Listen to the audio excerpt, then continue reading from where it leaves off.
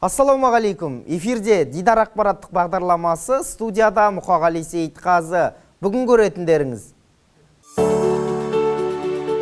Қазағымыз корпорациясы қызметкерлері тәуелсіздік тойымен бірге қоныс тойын тойлауда.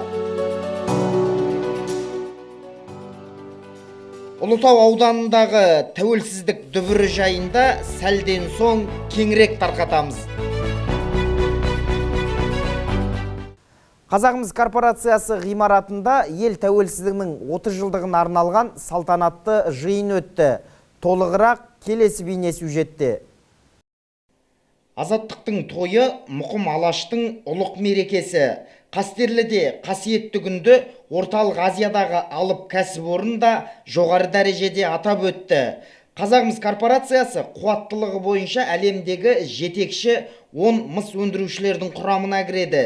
Кенді аймақтың негізгі тынысына айналған кәсіпорын жұмысы тек алға қадам басып келеді. Тау-кен металлургия саласын дамыту Қазақстанның 3-ші жаңғыруын іске асыру аясындағы маңызды міндет екендігін ескерсек, ұйымшыл ұжымға артылған сенімнің салмағы ауыр. Жауапкершілік жүгін жақсы сезінетін қазағымыздықтар ешқашан жолдан жығылған емес. Бұл жолы да солай болды. Ғимарат кіреберісіне Қаныш Сәтпаев атындағы тарихи өндірістік музей дайындаған көрме қойылды. Ондағы негізгі тақырып тәуелсіздік. Салтанатты шара болған жерде әрине мадақ пен марапат болады. Желтоқсанда жылды қорытындылаймыз ғой. Қазағымыз корпорациясы басқарма төрағасының бірінші орынбасары Андрей Гайдин бастап, Кәсіпқорған кәсіподағының төрағасы Ерболат Сатыбалдин, Қазпрофметалл кәсіподағының төрағасы Бағлан Мырзаханов, Достойный труд кәсіподағының төрағасы Қанатбек Мұрзатов және Еңбек кәсіподағының өкілі Ербол Булатаев қостаған азаматтар мінбеге көтеріліп, еңбеккерлерге сый құрмет жасады.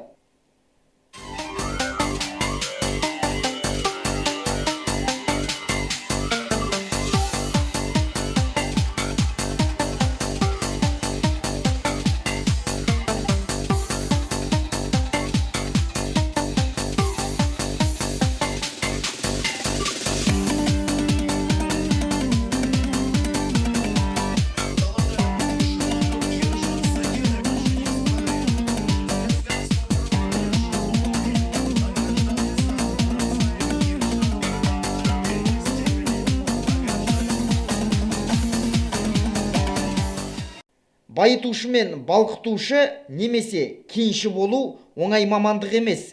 Қолдарына қайлалып жеті қат жер астына түсетін жанкеш жігіттердің жұмысын ерлікке балауға болады. Төккен терлеріне қарай аталған мамандық иелері еңбек ардагері медалімен, сонымен қатар бірінші, екінші, үшінші дәрежелі кенші даңқы, еңбек даңқы төсбелгілерімен марапатталды. Еселі еңбегіміздің арқасында, табандылығымыздың арқасында бүгінде міне аумақта жоқ жаңа керемет кеніште жұмыс істеп отырмыз. Бізге жасалған жағдай көз қуантады. Бізге салып берген керемет зәулім кеніш сарайы біз жұмысшы ұжымы Қазақстан Республикасы тәуелсіздігінің 30 жыл мерейтойына арнаған сый деп қабылдаймыз.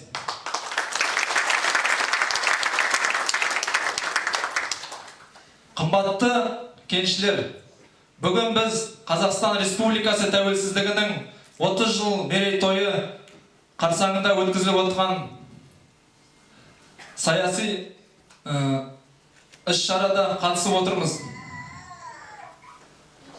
Еңбегіміз еленді. Бейнеттің берекесін көріп отырмыз. Барлықтарыңызды мерекеңмен құттықтаймын. Кәсіпорын бүкіл әлем чарпыған пандемия кезінде өз қызметкерлеріне айлық жалақысынан бөлек қосымша қаржылай көмек көрсетіп отырды. Мұның бәрі кенді аймақ тұрғындарының әлеуметтік ахуалына да үлкен серпін беруде. Бүгінгі жасалған игілік істің орны мүлде бөлек. Корпорацияда қызмет істеп жүрген көп балалы отбасы иелері тәуелсіздік тойымен қатар қоныс тойын тойлады. Қанаттас жатқан Қосқала, Жезқазған мен Сатпаевтан 22 жанұяға 4 бөлмелі пәтер кілттері табыс етілді. Қысқаша айтқанда, алып кәсіпорын қызметкерлері үшін ақ түйенің қарны жарылған атаулы күн болды.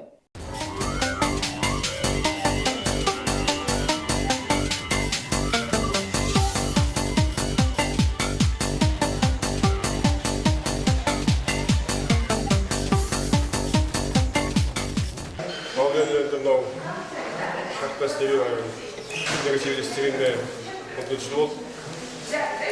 Сосы қандай қуанышқа отақ болғандарыңызға рахмет сіздерге. Баспана болып отыр, осылай корпорацияға, жұмысшыларға рахмет, басшыларына рахмет. Осылай бәрі жұмысты болсын, осылай бізде үйлі болсын. Корпорация басшылығы мұндай қамқорлықты қазақтың әр отбасы сезіне білу керек дейді. Әлемде жер көлемі бойынша 9-шы орын алатын Дархан далаңнан 9 қарыс жер бұйырмаса, қазақтың саны қалай көбейеді. Қазағымыздың жасап отырған мақтауға һәм мақтануға тұрарлық жұмысы өзге өндіріс ошақтарына үлгі болғай. Произошло сегодня 3 очень таких приятных. Тәуелсіздік тойы қарсаңында біз өткен жылды қорытындыладық. Бірден қуаныш жаңалықпен бастайын. Келер жылдан бастап корпорация қызметкерлерінің жалақысы өседі. Біз еңбеккерлеріміздің әлеуметтік ахуалын бірінші орынға қоямыз. Ал жасалып жатқан марапаттың бәрі орынды әрі лайықты. Пәтер беріп жатқандығымыз асқан-тасқандықтан емес, көп балалы отбасыларға деген құрметіміз. Елдіктің тойы құтты болсын. Бар жақсылыққа тілекшіміз. Получили квартиры. И это на самом деле очень приятно. Салтанатты кеш Тайжан Қалмағанбетов атындағы филармония әртістерінің мерекелік ән шашуымен жалғасын тапты. Мыс бұлағын ағызып, кен қопарған білекті де жүректі жігіттердің еңбегі елене бергей. Мұқағали Сейітқазы, Күнсұлу Даниярқызы, Думан Оразов, Дидар телеарнасы. Жезқазғандықтарды ел егемендігінің еңселі 30 жылдығымен аймағымыздың арда ақсақалы, Қарағанды облысының құрметті азаматы, Қазақтың Кетбұқасы қоғамдық бірлестігінің төрағасы Төлеген Бүкіров құттықтады. Биыл ел тәуелсіздігінің тарихы үшін мерейлі жыл. 3-ші онжылдықты бағындырған Қазақстан бүгінде Орталық Азиядағы алып һәм көшбасшы мемлекеттердің қатарында. Арқа төрінен бой көтерген астанамыз, айбарымыз болса, түбі бір түркі әлемінің рухани орталығы Түркістан текті тамырымыз, ал ұлт ұясы Ұлытау ұлылықтың символы. Еңсемізді тіктеп, егемен ел атанып, өз алдына отау тігіп, дербес мемлекет атанған Қазақстан қаншама қиындықтарға жолықса да, тастай беріп төзімділіктің арқасында жалпақ әлемге өзінің өршіл үнін, өркениетке деген үмітін мойындата алды. Халқымыздың ғасырлар бойы аңсап жеткен тәуелсіздігі бабалардың арманы болған, ұрпағының қолы жеткен киелі кезең. Тәуелсіздік таңбасы таста, қаны қара жердің тамырының жеткен құдіретті сөз. Елбасымыз, тұңғыш президентіміз Нұрсұлтан Әбішұлы қазақтар талай рет тұтасымен қырылып кетуге шақ қалды. Бірақ өмірге деген құштарлық, азаттық аңсары еңсез түскен елді қайрат өтіп, қайтадан тәуекел тұғырына қондырып отырды деген сөзі жадымызда. Халқымызда кие деген сөз бар. Оның мәнін жан тәніңмен түсіну қажет. Тәуелсіздік киелі ұғым. Тәуелсіздік ең алдымен қазақ халқының бостандыққа ұмтылған асқақ армандары мен қайсар рухының жемісі. Сондықтан да біз үшін тәуелсіздік күні ең қастерлі күн. Тәуелсіздігіміздің 30 жылдығы құтты болсын. Егемен Қазақстанның таңы нұрлы, елінің еңсесі биік болып, көк аспанның астында қасиетті көк туымыз мәңгі желбіресін. Ұлы той құтты болсын. Тарих толқынында талайды бастан кешірген қазақ елі осыдан 30 жыл бұрын өз тәуелсіздігін алған тұста дұрыс таңдау жасағандығын бүгінгі таңда уақыттың өзі дәлелдеп отыр. Елбасының сарабдал саясаты президент Қасым-Жомарт Тоқаевтың тың бастамаларымен өз сабақтастығын табуда. Мың өліп, мың тірілген қазақтың 21 ғасырда еңсесі биік, ертеңі нұрлы, келешегі кемел. Мұқағали Сейітқазы, Асқат Жақсылық, Дидар телеарнасы.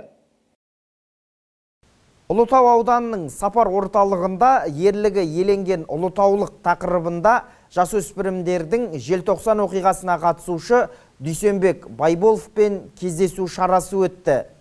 Бұл іс-шара ел тәуелсіздігінің 30 жылдық мерейтойы мен желтоқсан оқиғасының 35 жылдығына арналды.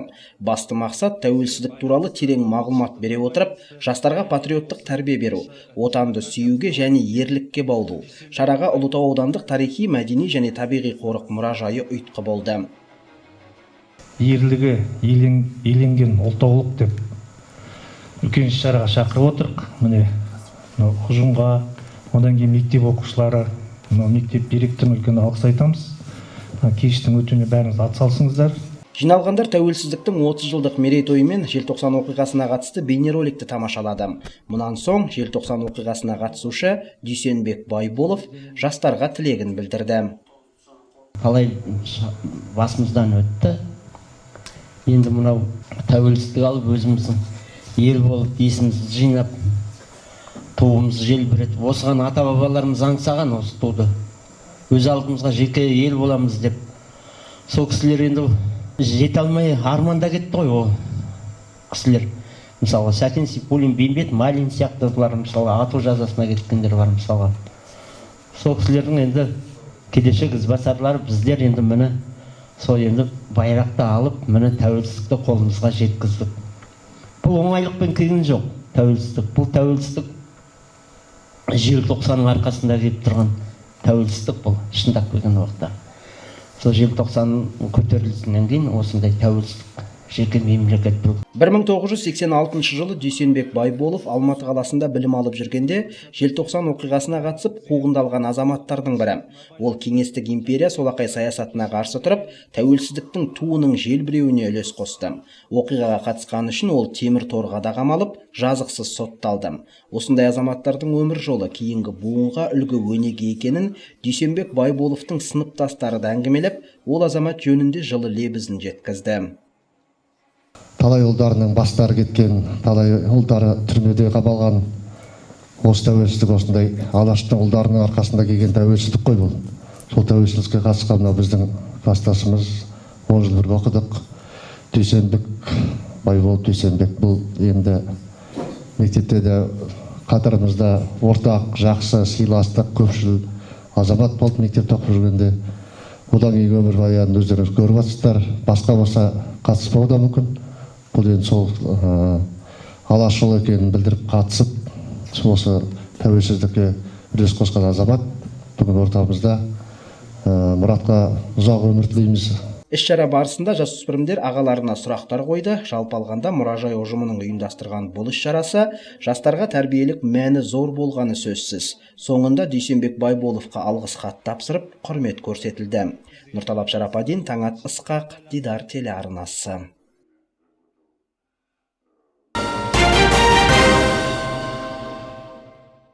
Желтоқсан оқиғасына қатысушы ұлытаулық Дүйсенбек Байболов пен Мағауия Омаров және Нұрсұлу Райымова мен жас жеткіншектер кездесті. Оған Ұлытау ауданының әкімі Сәбитбек Медебаев қатысып, мерекелік тілегін жеткізді. Еліміздің 30 жылда жеткен жетістігін айта келе, желтоқсан оқиғасының ел тәуелсіздігі жолындағы алар орнын баяндады.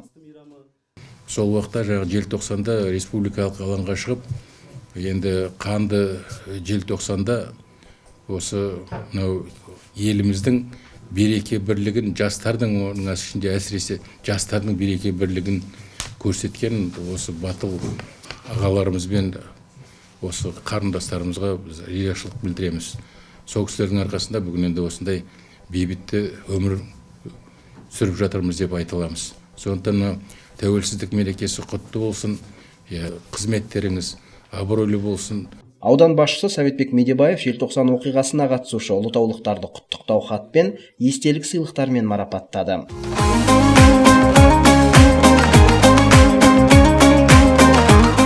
Ұлытау аудандық мәслихатының хатшысы Аманжол Мырзабеков іс-шараның маңыздылығына тоқталып, жиналғандарды мерекелермен құттықтады. Биыл тәуелсіздік алғанымызға 30 жыл толып отыр. Осы тәуелсіздігімізді алуға ұйытқы болған желтоқсан көтерілісіне 35 жыл толып отыр. Өздеріңіз оны білесіздер.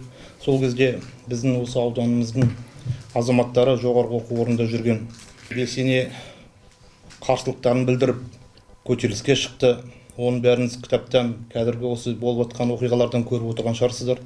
Сол кездегі жүрген азаматтардың көбісі сол оқиғадан кейін оқудан шығарылды. түрмеге жабылды. Сол ағаларымыздың арқасында міне бүгін егемендікті алып қол жеткізіп отырмыз. Тәуелсіз қалған 30 жыл ішінде мемлекетіміздің экономикасы қарыштап даму үстінде, көп ұлтты бірлігі жарасқан келешегі кемел ел болдық. Тәуелсіздігімізді тұғырлы ету бүгінгі ұрпақтың міндеті. Оларға жүктелер жауапкершілік зор. Желтоқсан оқиғасына қатысушылар жастарға 1986 жылғы желтоқсан оқиғасы туралы айтты. Жастардың бәрінің жаңағы ашуын тудырған нәрсе сол мемлекетті, қазақтың мемлекетіне 20 минут пленум болып, пленумда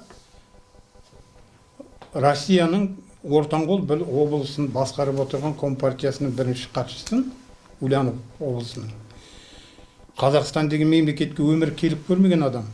Соны әкеп бірінші бас шығып қоя салады бір республикаға. Қазақтың жастар шықты да, істеп жатқандарың дұрыс емес мынау. Қалай болай? Үлкен бір мемлекеттің басшылығына бөтен біреуді әкеп қоя саласыңдар, және еще басқа ұлттан. Іс-шара барысында жас жеткіншектер аға апаларына сауалдар қойды. Тағылымды кездесу соңында аудандық мәдениет үйінің өнерпаздары концерттік бағдарлама ұсынды. Нұрталап Шарападин, Таңат Ысқақ, Дидар телеарнасы. Ел егемендігінің 30 жылдығына орай қаламыздағы жалғыз жоғарғы оқу орны Өмірхан Байқоңыров атындағы Жезқазған университетінде жаңа кезеңдегі ғылым мен білімнің даму перспективалары тақырыбында 21-ші халықаралық Байқоңыров оқулары өтті.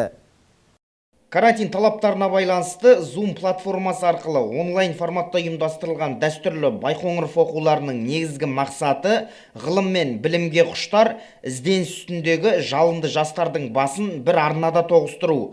Жезқазған университеті мен қалалық әкімшіліктің және де Алматы қаласында Қаныш Сәтпаев атындағы оқу ордасының бірлесе қолға алынған жобасы талай жас дарынның тұсауын кесуде. Байқоңыров оқуларының дүбірі бүгінде халықаралық деңгейге жеткен.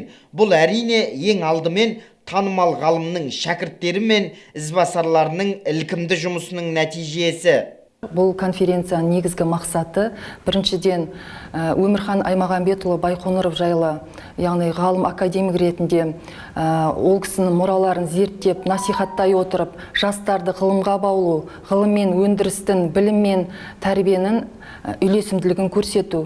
Екіншіден 60 жылға жуық тарихы бар Тау-Кен мамандығымыздың және де университетіміздің 25 жылдығының жеткен жетістіктерін жұртшылыққа таныту, келешегіне көз тастап, заманауи осы қазақстандық қоғамның рухани адамгершілік және интеллектуалды мәдениетін байыта түсу, сөйтіп осы Байқоңыров оқуларын өткізудің жаңа үлгісін заман талабына сай жетілдіре отырып, университетімізді жаңа деңгейге көтеру.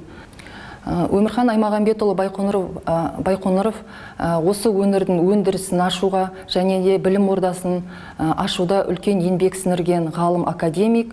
Бұл конференцияға осы Өмірхан Аймағамбетұлы Байқоңыровтың 2 шәкірті қатысып отыр. Байқоңыров оқулары шаһар басшысы мен Жезқазған университет ректорының құттықтау сөздерімен өз бастауын алды. Одан әрі білім мен ғылым бағытында түрлі табысқа жетіп жүрген оқушылар мен студенттер мақалалары және жобаларымен таныстырды. Мемлекет басшысы Қасым-Жомарт Тоқаев халық бірлігі және жүйелі реформалар ел өркендеуінің берік негізі атты жаңа жолдауында білім саласына баса назар аударған болатын. Президент айтқан бастамалар осындай маңызы зор іс-шаралар арқылы іске асары сөзсіз.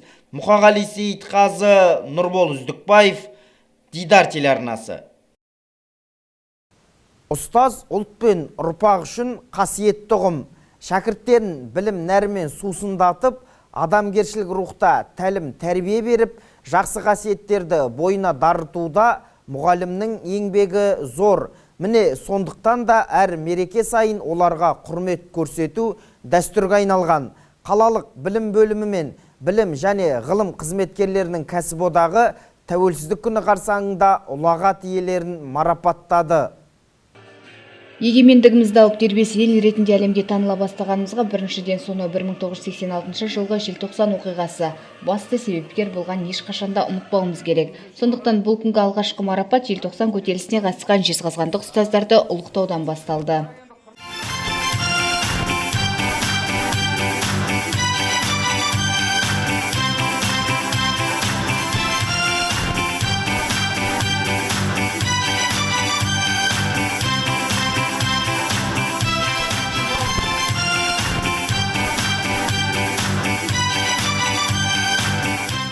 бүгінгі күні осы желтоқсан оқиғасына алматылық студенттермен қатар жезқазғандық студенттердің де үлесі зор болды. Сол қатысушылардың бірі ретінде өзімді айта аламын. Мен сол 1986 жылы Жезқазған педагогикалық институтының бірінші курс студенті едім. Күн суық, қарнымыз ашқан, күні бойы көше кезіп, жаңағы патриоттық сезіміміздің мықты болғандығы шығар. Әбден шаршаған, қалжыраған балаларды жатақханада жақсылық күтіп тұрған жоқ.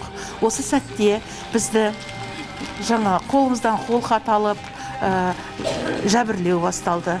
Ал ұстаздар тарапынан сабақ басталып келе жатқан кезде отыр, нашар деген сөздерді, сендерге не жоқ, неге шықтыңдар, сабақтарыңды оқымайсыңдар ма, және одан да дөрекі сөздерді естідік.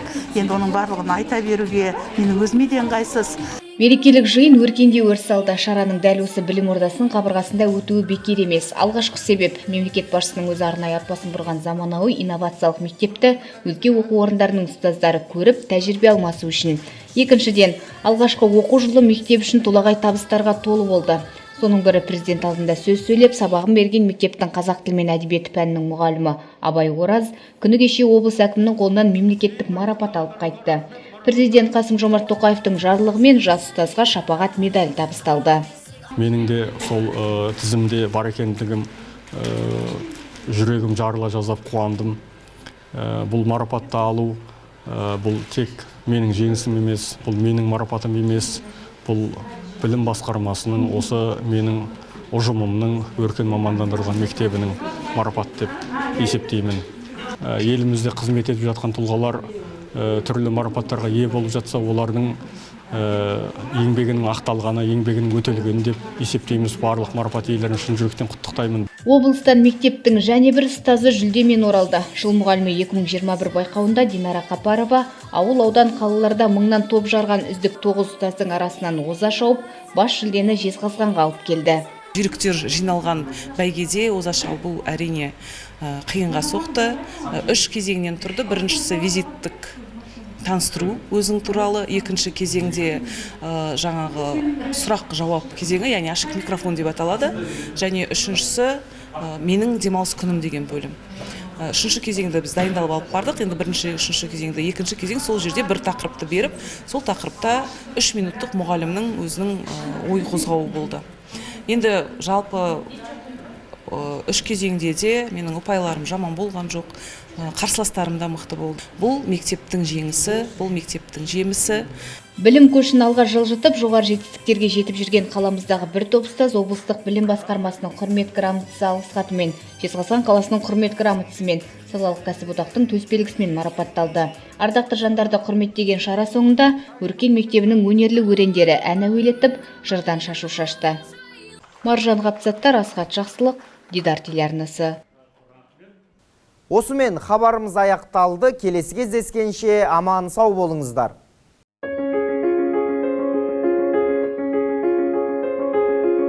Сәрсенбі желтоқсанның 15-іне арналған ауа райы туралы мәлімет ұсынамыз. Жезқазғанда күн ауыспалы бағытта бұлтты, ауа температурасы күндіз -5 градус, түнде -15 градус. Қарағандыда күн бұлтты болады, ауа температурасы күндіз 8, түнде 19 градус, нөлден төмен. Елордасы Нұр-Сұлтанда күн аздаған бұлтты, ауа температурасы күндіз -6 градус, түнде -17 градус.